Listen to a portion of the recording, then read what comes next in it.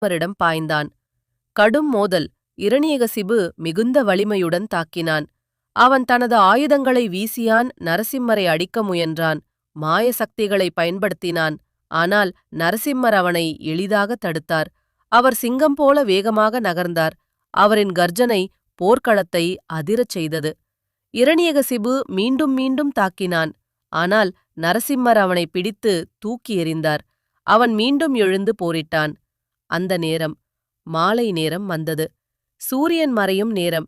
நரசிம்மர் திடீரென இரணியகசிபுவை பிடித்தார். அவரை அரண்மனையின் வாசலுக்கு சூரியன் இழுத்துச் சென்றார். அஸ்தமனம். பகலும் இல்லை, இரவும் இல்லை அரண்மனை வாசலில். அரண்மனை உள்ளும் இல்லை, அரண்மனை வெளியும் இல்லை. அரை மனிதன், அரை சிங்கம். மனிதனும் இல்லை, மிருகம் இல்லை. தனது நகங்களால். ஆயுதம் இல்லை, தனது மடியில் வைத்து. பூமி இல்லை, ஆகாயமில்லை. மனிதர், தேவர் அல்ல, விஷ்ணுவின் அவதாரம்.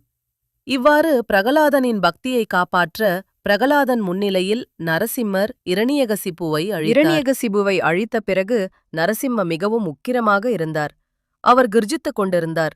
உலகமே நடுங்கியது. அப்போது எல்லா தேவர்கள் வந்து அவரை சமாதானப்படுத்த முயன்றார்கள்.